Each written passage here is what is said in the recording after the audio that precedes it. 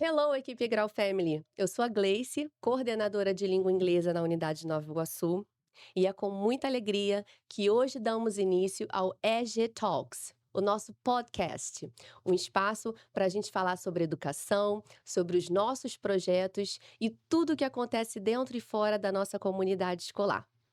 O nosso primeiro episódio se chama Learning Without Borders, Aprendendo Sem Fronteiras, porque pensar sem fronteiras é o primeiro passo para tornar o nosso aluno bilíngue um cidadão do mundo.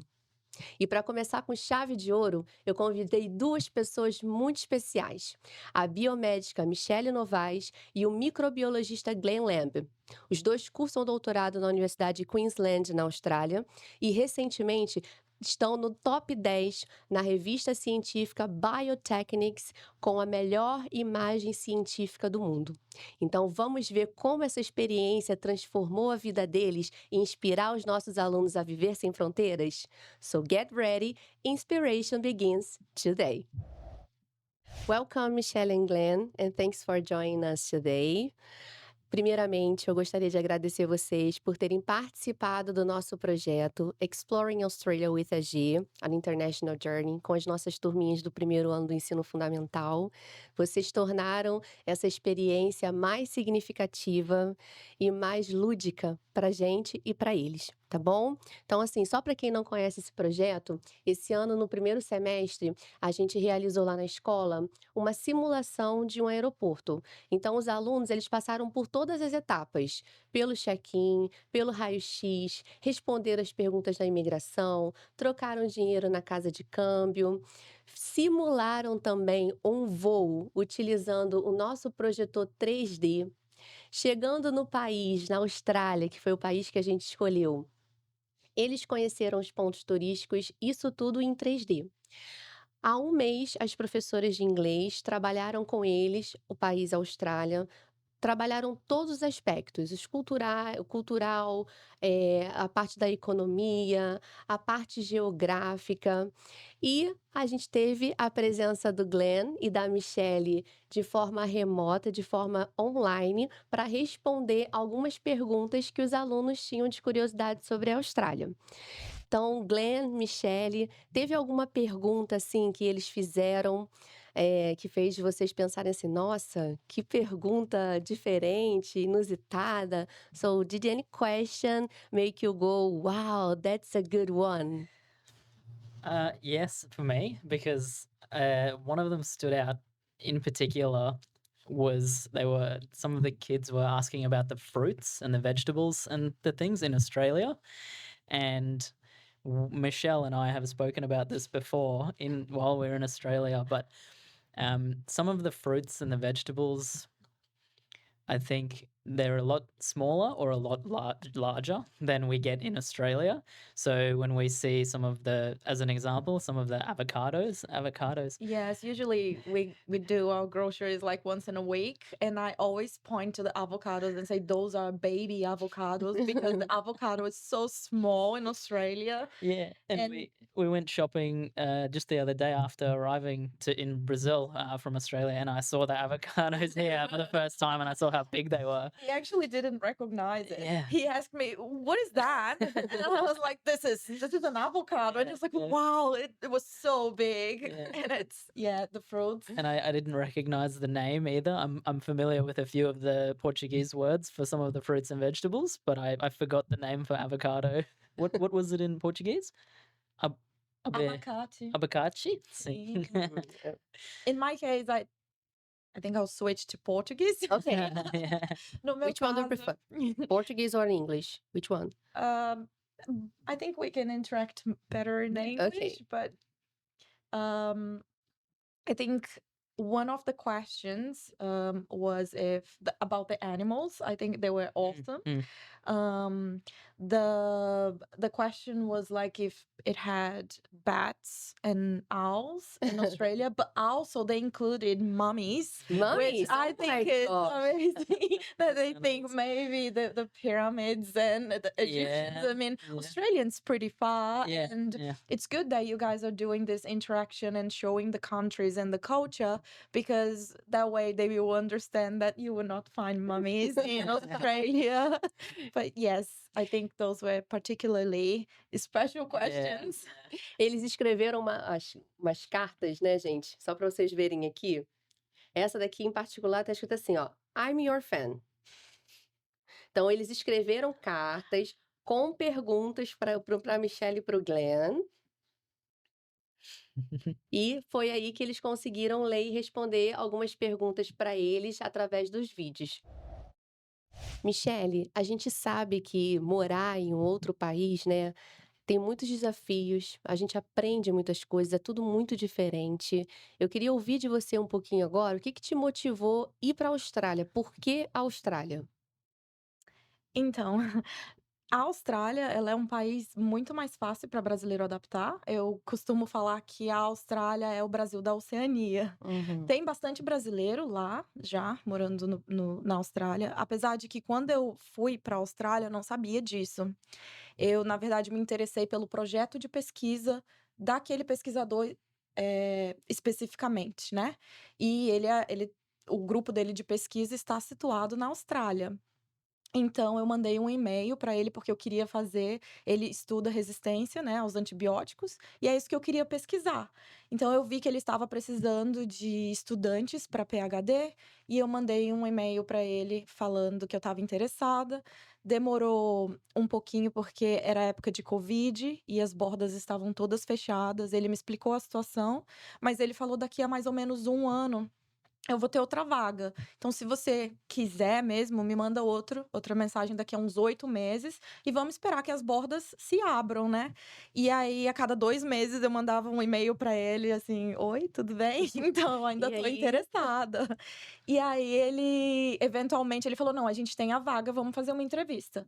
Aí a gente fez um Zoom meeting, e aí eu fiz a entrevista e consegui a vaga. Eles gostaram do que eu tinha para oferecer para o grupo de pesquisa, e eu gostei do que eles pesquisam lá, e aí a gente começou a desenrolar a bolsa e foi E aí. deu tudo Deu certo, tudo né? certo.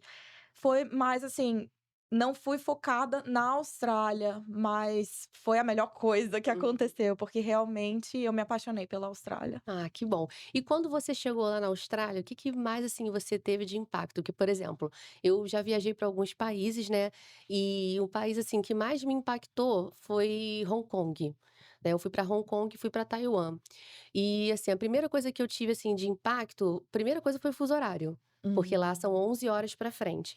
Então o meu sistema imunológico ficou, né, assim, né, meio meu Deus, agora é dia, agora é noite, e aí meu sono, tudo atrasou, né. Fica E a bagunçado. questão também da alimentação, o que que mais te impactou quando você chegou lá na Austrália? O que que te fez pensar assim: "Meu Deus do céu, será que isso aqui é o caminho certo?"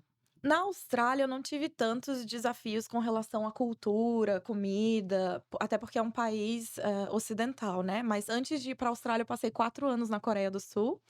E lá foi quando eu tive mais impacto mesmo em termos de cultura.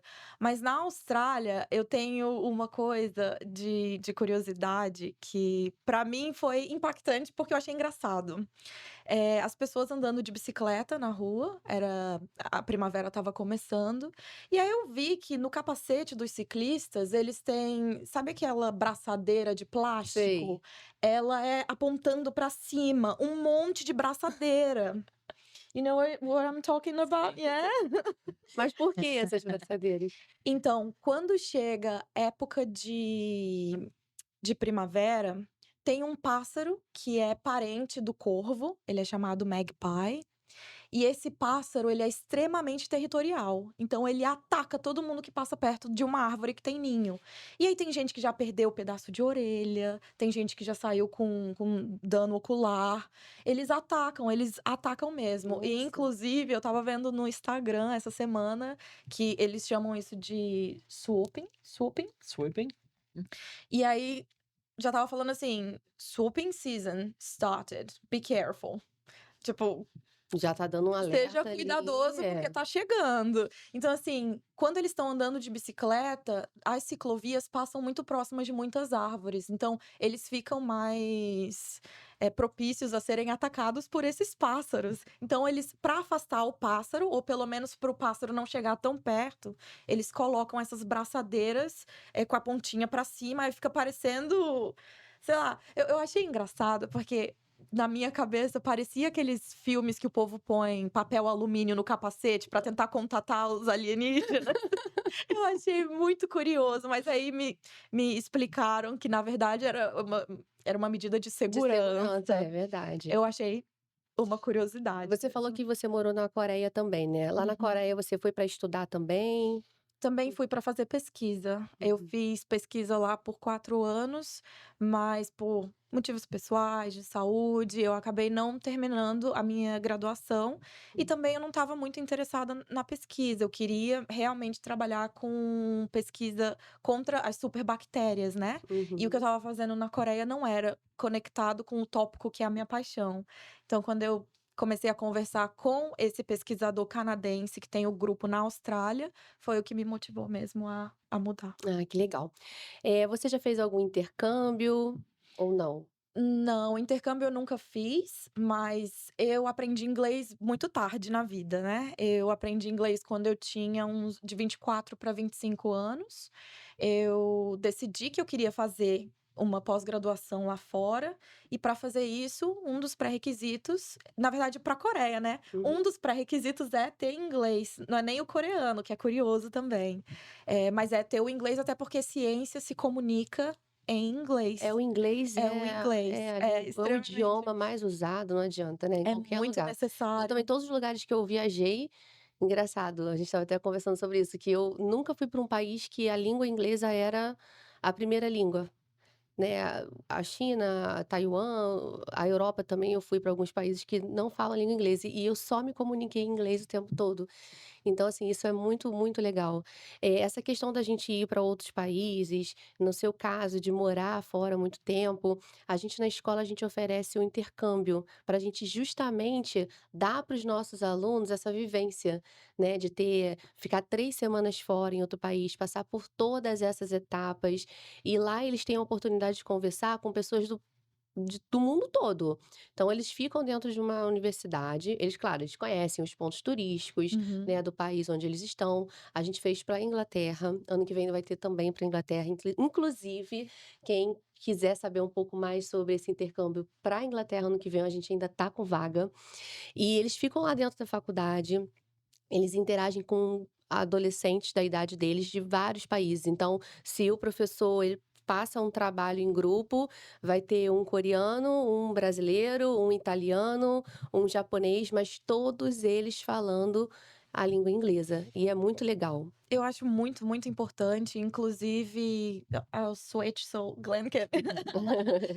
We just came from a lecture that I gave today at Equipe Grau this morning, and the students rocked. They were Yeah. speaking English with Glenn. Yeah. It was very good. And Yeah. they were wondering how their English sounds to a foreigner who is my first language is English, and yeah, everyone I spoke to, the students and the teachers, I understood them all, and they were all very good at speaking English. It was really nice. Yeah, I think it's an amazing opportunity for Yeah. them to go for a exchange. Yeah. It's in terms of culture, in terms of language as well. It's good to listen people with different accents as well, because English, I mean, it's nice to speak to native speakers, Mm. but sometimes accents can be very thick. Yes. And then it's Yeah. very good for you to know, like, that word remains the same in different accents. Yeah. It's like talking to someone from São Paulo and someone from Rio. Yes, The accent totally is different. different. Totally different. So it's very good to get familiar with that.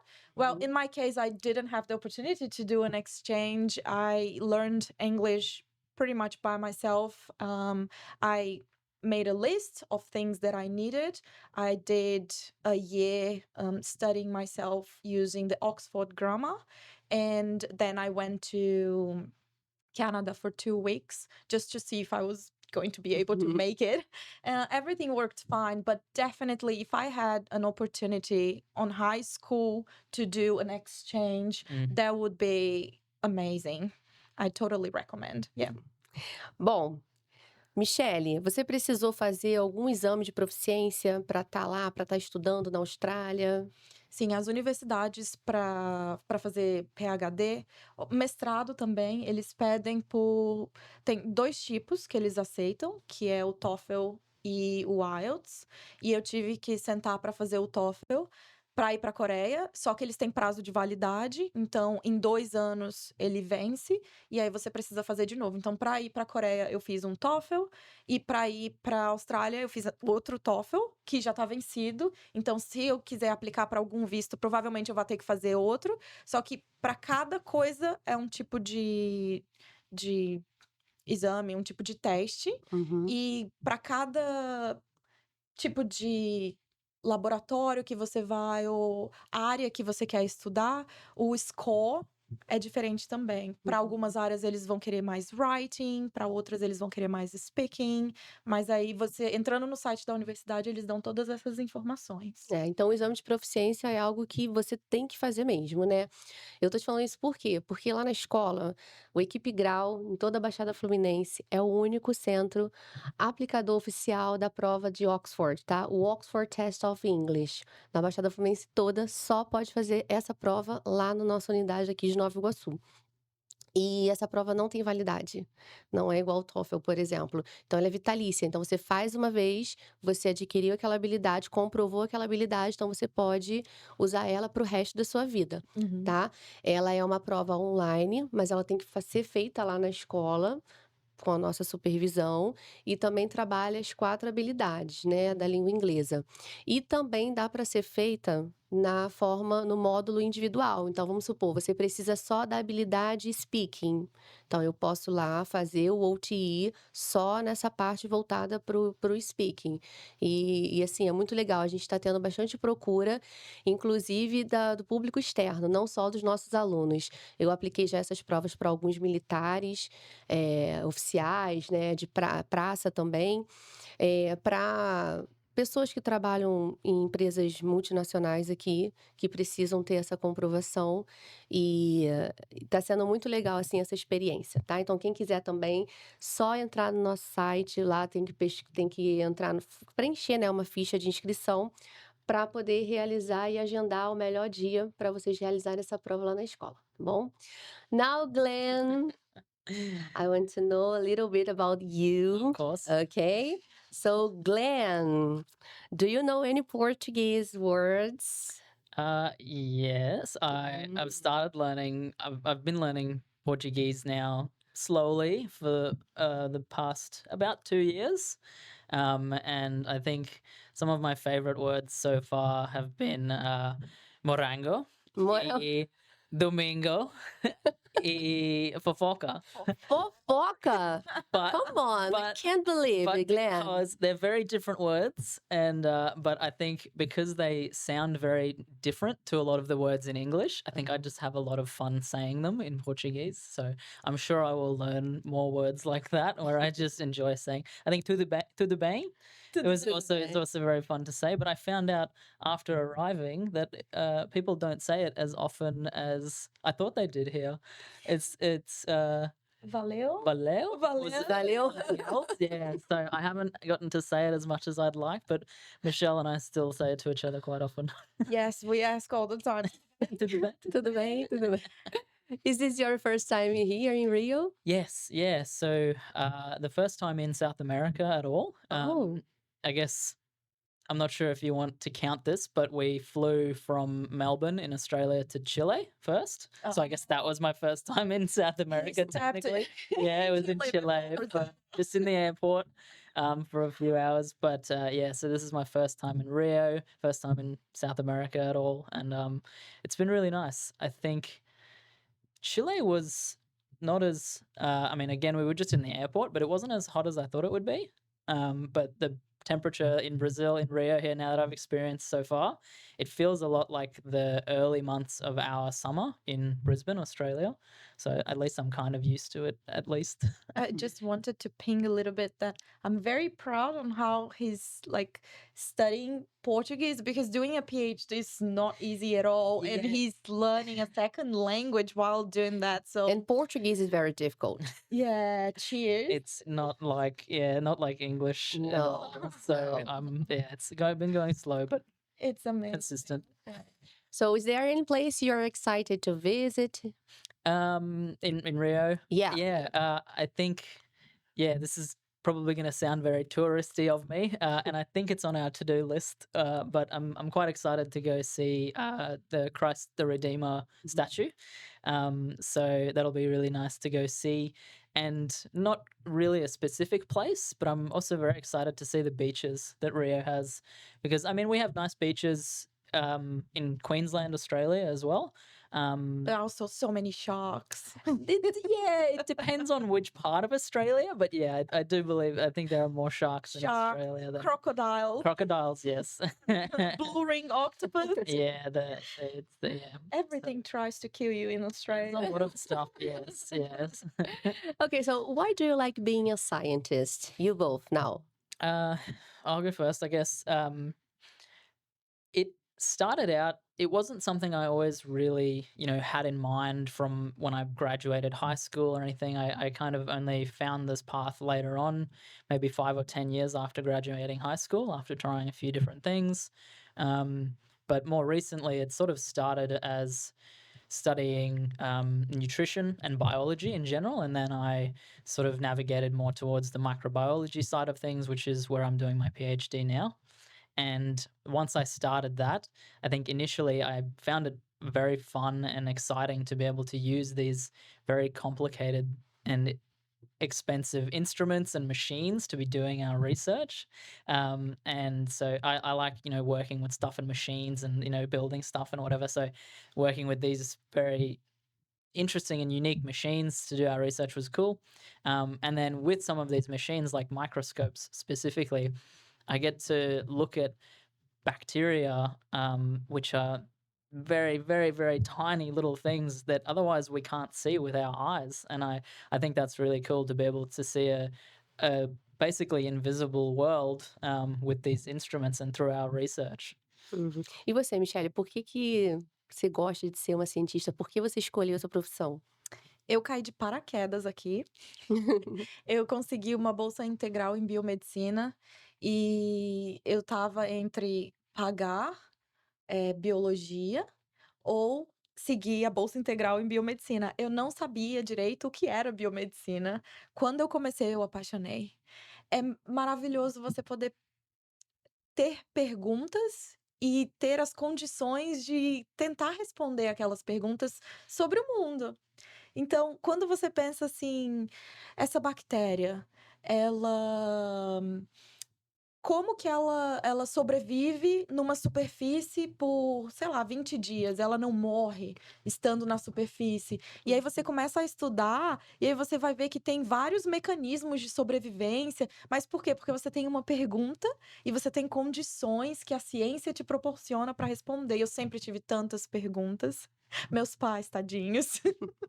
Às vezes a gente vinha Mas por de quê? Por quê? Por quê? muitos porquês. A gente vinha dirigindo de Brasília até o Rio de Janeiro. A gente morou por muitos anos em Brasília. E a gente vinha passar as férias aqui todo final de ano. Então, por muitos anos, a gente vinha de carro e eram 17 horas de viagem comigo perguntando muitos porquês. Uhum. Então, assim, palmas para os meus pais que me aturaram. Mas hoje em dia isso foi transferido mais para o científico, né? Eu tenho muitas perguntas e eu tento responder elas com fatos. Ah, legal. So, what exactly do you research, Glenn?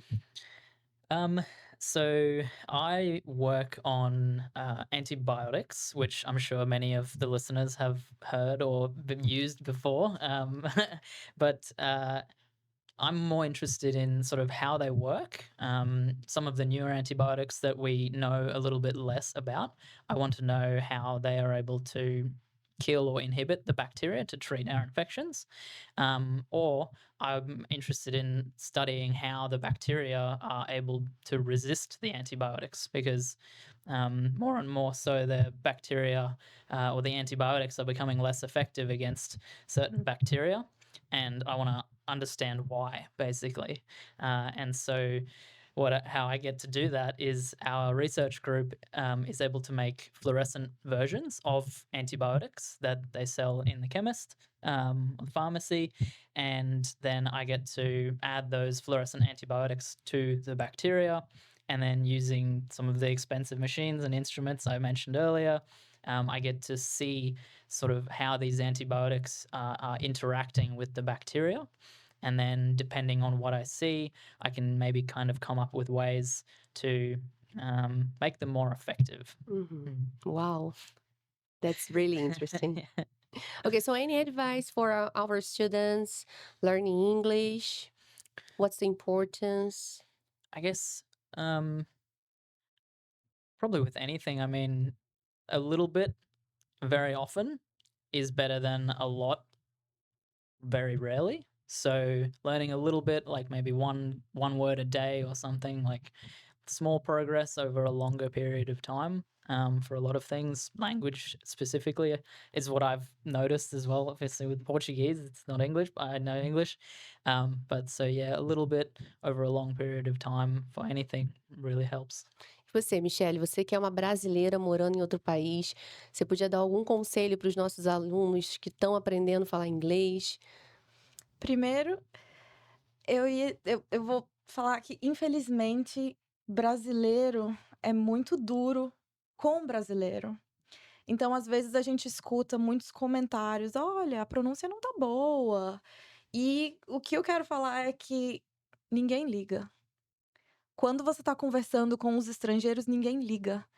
O Quando você fala que importante. não liga, Ninguém aquela liga preocupação com as estruturas Exatamente. gramaticais. Ninguém liga se você tá falando o inglês errado, se seu inglês tá quebrado, se você colocou o adjetivo antes ou depois. Isso você vai com prática. Mas sabe aquele nervosismo de as pessoas travam porque elas ficam com medo de falar alguma coisa errada? Ninguém liga se você falar errado. Eu sempre falo que a gente tem que ser prático. E você aprender outra língua é você ser capaz de passar uma mensagem e a pessoa receber essa mensagem. Então, se eu vou numa padaria e eu peço pão, mesmo que eu pedi o pão errado, a ordem gramatical tá trocada, eu falei alguma coisa, pronunciei esquisito, a pessoa entendeu que é pão, me deu o pão, eu levei para casa e eu comi, é isso. Você fez o que você precisava. Então, assim, sejam corajosos. Não, a autocrítica, às vezes, coloca a gente para trás. Vergonha não deixa a gente falar. E para você aprender uma língua, você precisa falar. Então, assim, o primeiro conselho é não ligue para as críticas que vêm de quem não fala, principalmente. E quando a crítica vem de quem é nativo, de quem fala, a gente, assim, é muito difícil, muito difícil. Eu comecei a aprender inglês em 2015 para 2016. Até hoje, eu acho que se eu encontrei 2 nativos, que a língua nativa é inglês, que criticaram o meu inglês, foi assim, muito. É só aquela maçã podre da cesta mesmo, porque eles não ligam, eles veem o seu esforço. O Glenn mesmo, quando eu comecei a estudar lá e a gente trabalha no mesmo grupo de pesquisa, ele falava para mim: eu admiro muito quem aprende outra língua e eu admiro ainda mais vocês que estão aqui estudando ciência numa língua que não é a de vocês. Então, assim, eles apreciam muito o fato de você se esforçar para aprender. Sim. Então, se você encontrar alguém que te critica, que é de outro país, você fala assim para eles: you speak English because it's the language that you know. I speak English because it's the only language that you know. Então, eu estou fazendo algo a mais para me comunicar com você, então aprecie. Então, assim, falar outra língua é você entregar uma mensagem e a pessoa receber.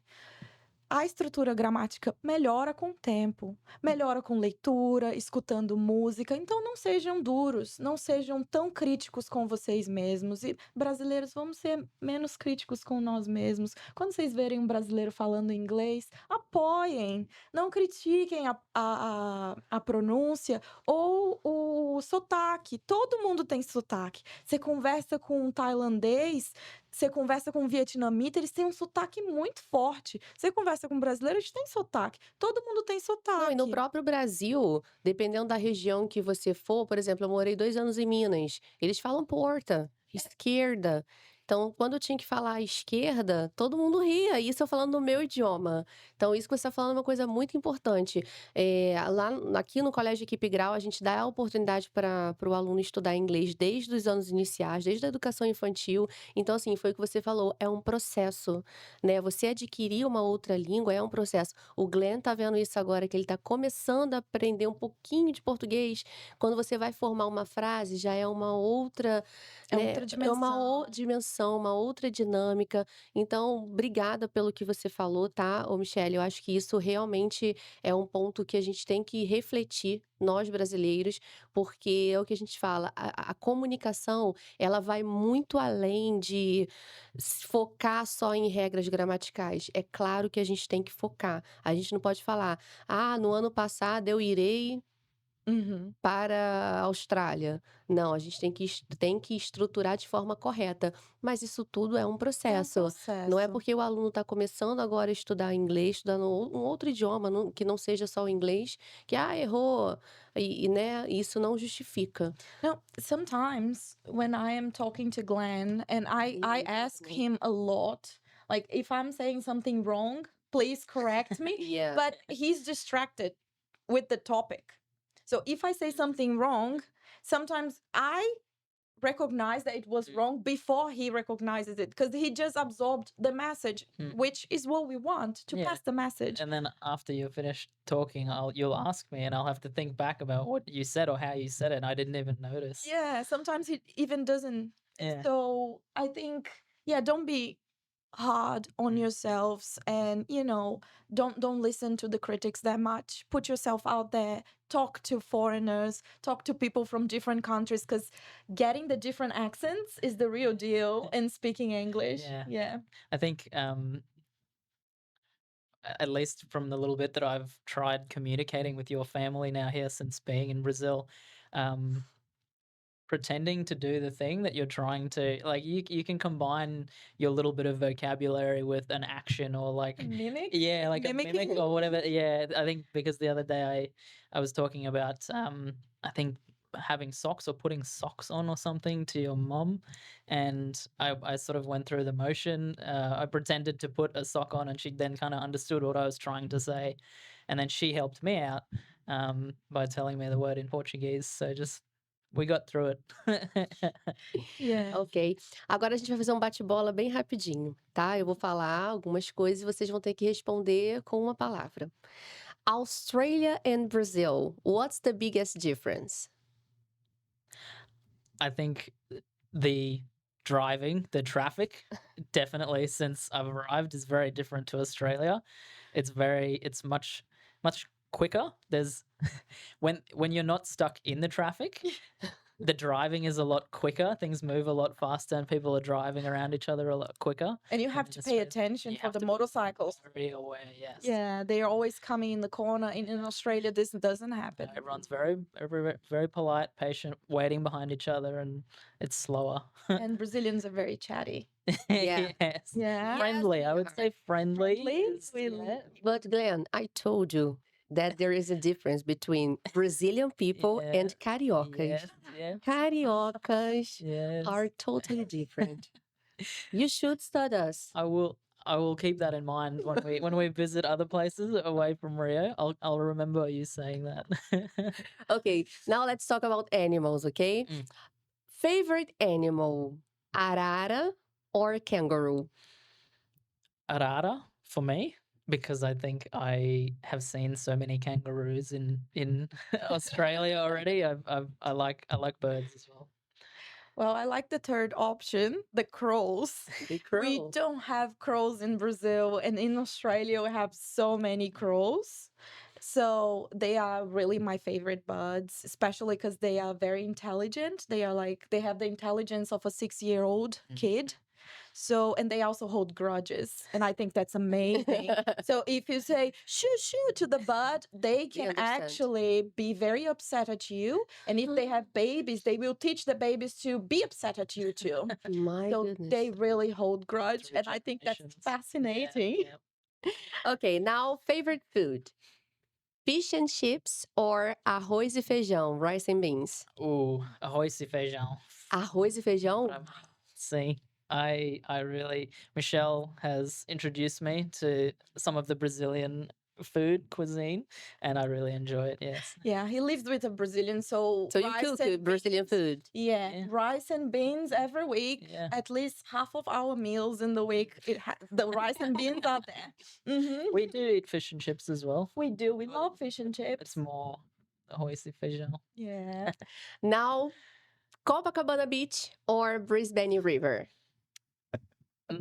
I think it's gonna be Copacabana Beach for me as well. Well, Glenn, I think you're not Australian. I think you're no, Brazilian. I mean, I'm secretly sneaking back into my Yes. own country.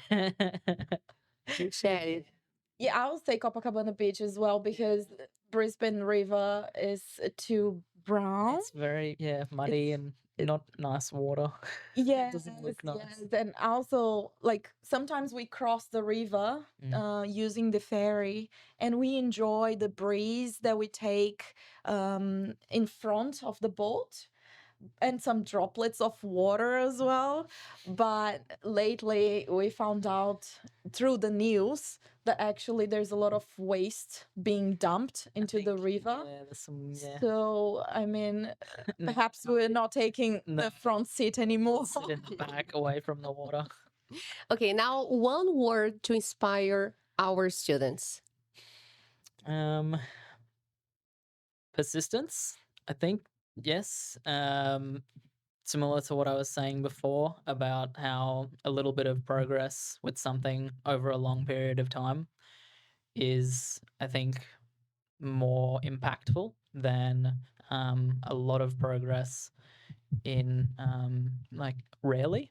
So sticking with something, doing a little bit at a time requires persistence as a personality trait, and I think that's really important.